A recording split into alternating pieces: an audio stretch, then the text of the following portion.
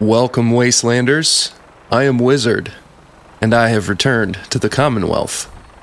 And I want to show you guys some settlement builds, starting today with the Red Rocket truck stop.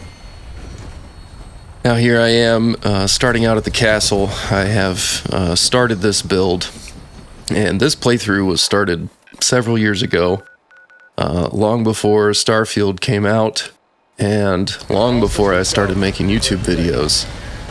So I thought, what better time to jump into another Bethesda game, and what better game to jump into than Fallout 4, because I can build some pretty cool stuff here and hopefully give you guys some good inspiration.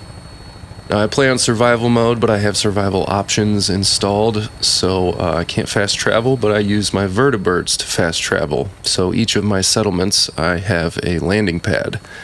So here we are landing at Red Rocket on my Vertibird landing pad.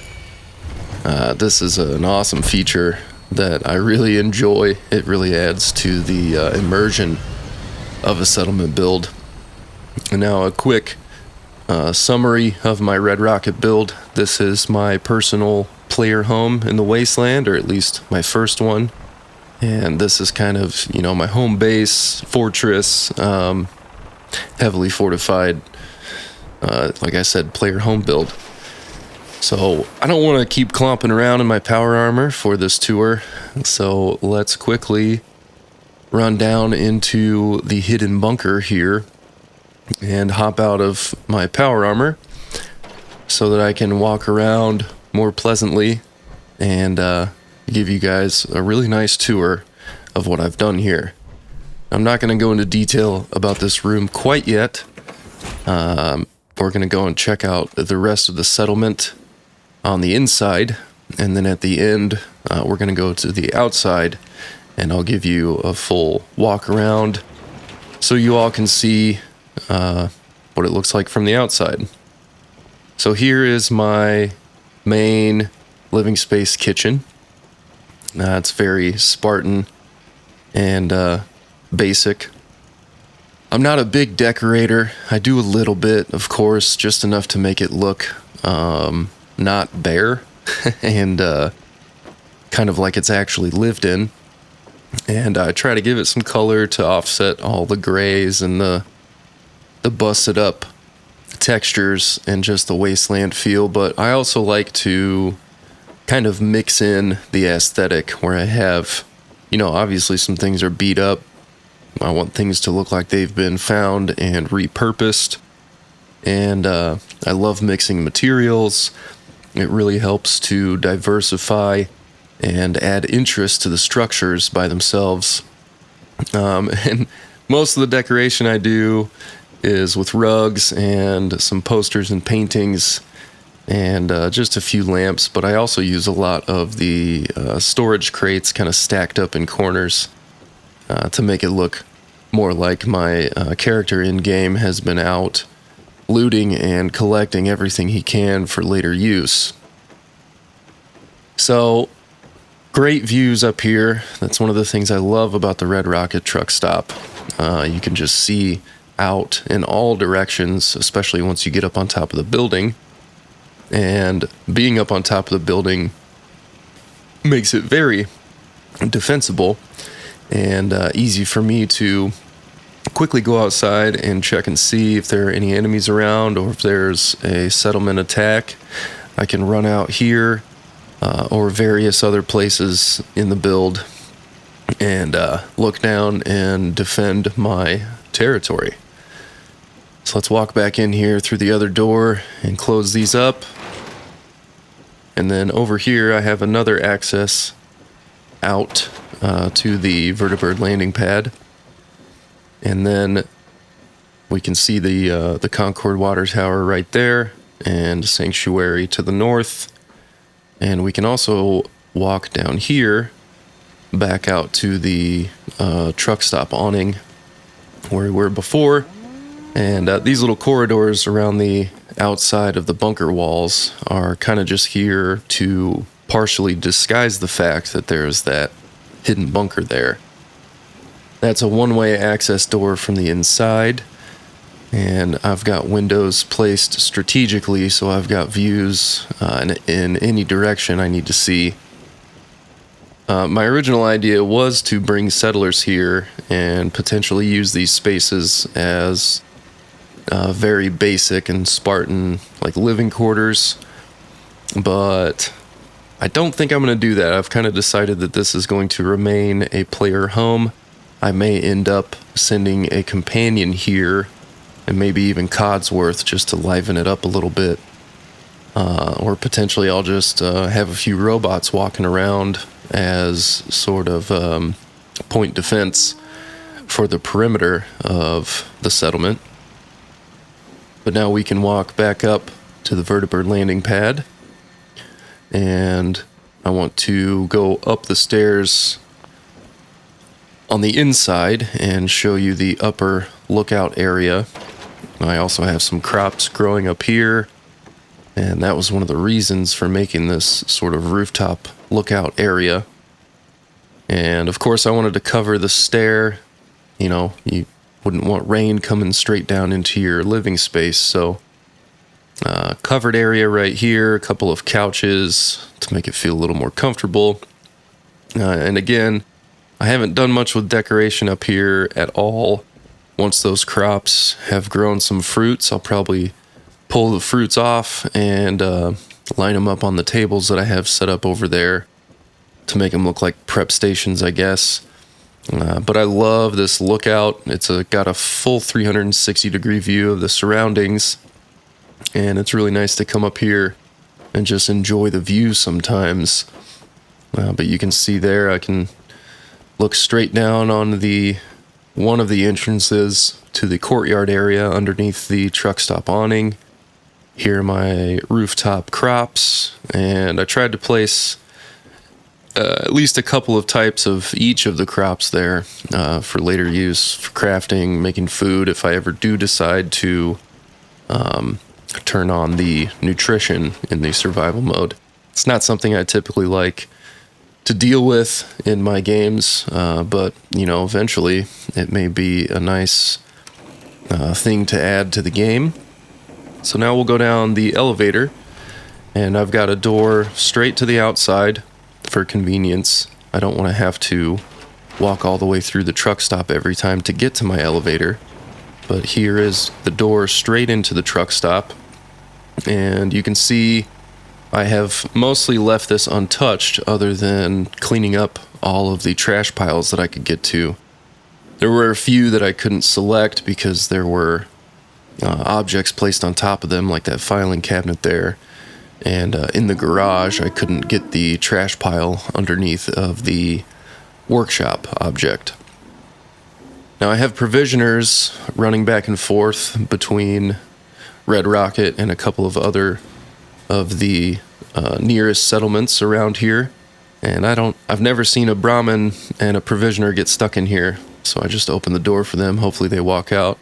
And here's another Brahmin stuck in here, but he right away realizes that I've opened the door and decides to see himself out, which is perfect, and that's a good example of the proper pathing that you can achieve in the game. Back here, pretty much nothing. Not sure what I'm going to do with those spaces yet. If anything, I may just leave them.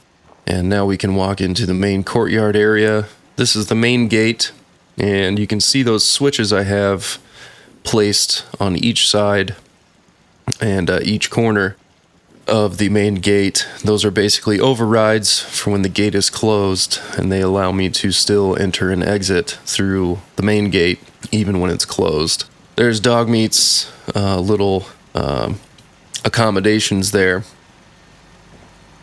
And over each of the entrances I have these small catwalks so I can look down if there are enemies out there and easily take care of them without having to exit the walls of the settlement.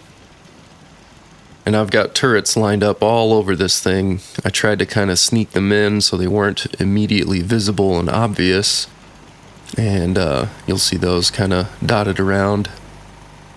Under here, I was thinking about making a market, but again, I'm sort of leaning towards keeping this as just a player home. So I decided to put some razor grain down there, and hopefully a Brahmin shows up. You saw the Brahmin feed trough down there in between the coolant pumps that were left over. And there's the original sign out in front. And here's this catwalk is just to have another quick way to see over the walls in this direction. And then of course I have the last catwalk coming up that spans the main gate here. And I've got construction lights set up all the way around the settlement so that it's easy to see the perimeter at night. I didn't get any night shots, by the way, but, potentially in the future I can do more of this. I can show you guys how effective this lighting technique is for the perimeter of your settlements around your walls. So yeah, that is effectively the inside of Red Rocket. That was the full tour. And I want to go upstairs and show you the bunker in detail, and that will be everything on the inside. Along with the bunker, there is a special feature that I've come up with, and I've used a few other times in old builds, that I think is really cool, especially for a primarily power armor user. Whenever I'm walking around in the wasteland, I'm always in my power armor. I'm obsessed with it. I've always loved power armor, even in the Fallout 3 and New Vegas games. But, Fallout 4, as you know, took it to the next level and actually made it almost like a vehicle that you can enter and exit.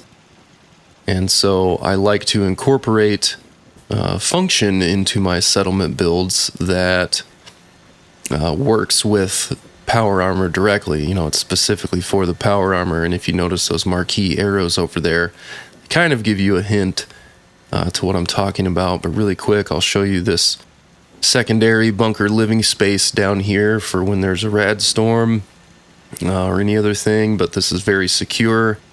This room also functions as excellent protection for the power generator over there in the corner. No enemy can get to that. No enemy can shoot it out, shut it down. Everything is always going to be powered here, even when there's a massive settlement attack. In this room, I also have all of my crafting benches, including my 2LM crafting bench that allows me to craft vanilla items with 2 legendary slots. All of the power armor that I wear, all the pieces have 2 legendary modification slots, allowing me to create very powerful gear. Same thing with all these weapons. The ballistic weapons on the right side back there, and the energy weapons over here. But again, yeah, all of this power armor and all of my weapons have 2 legendary slots. And now I'm going to show you the final feature of the inside of my Red Rocket Fortress. So let's pop a fusion core into this armor, and you will see what I came up with. It's pretty simple, but it's very effective. So all I have to do is jump in my armor and walk straight ahead, and this gives me immediate access to the outside of my settlement in case of a major attack by super mutants or raiders or whatever. And I can just drop right down here and surprise them. There's the trapdoor I just fell out of. And I sort of disguised the landing zone as a hazardous material storage area to, to deter people from hanging out in that spot and potentially getting crushed by me dropping out of the trapdoor in my full suit of power armor. Now, I know I'm clomping around in my armor again, but I'm just going to stay in it and slowly walk around Red Rocket. Now, what I tried to do was make the entire outside of it look like it had been, pieced together, sort of ramshackle. I wanted it to look highly defended, but I didn't want it to outwardly look like it was really fortified. So all the concrete exterior walls I covered up with the junk walls to kind of give it that feeling of makeshift, ramshackle construction, and kind of fool any would-be attackers into thinking that they could easily get through it. So if they do manage to get through one of the junk walls, they're immediately met with a solid concrete wall right behind it. And I didn't want to cover the red rocket sign. Obviously, that is very distinctive and recognizable. Same thing with the actual red rocket that's supporting the awning. I did not want to build around it or cover it up. I wanted it to remain very easily visible because it's a very quick identifier of the building itself. And yeah, I really love the way this turned out. I spent quite a bit of time on it and only just recently finished all this.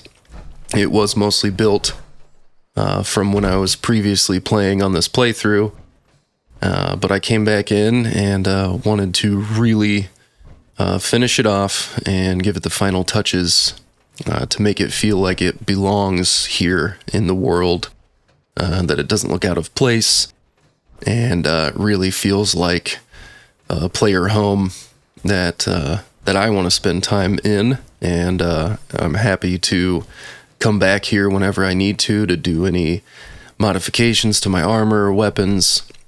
Now, there is one thing that I did not accomplish, which was sort of a shooting range / weapons testing area, but I will potentially do that in a future build if you all are interested in something like this and seeing exactly how I build it from start to finish.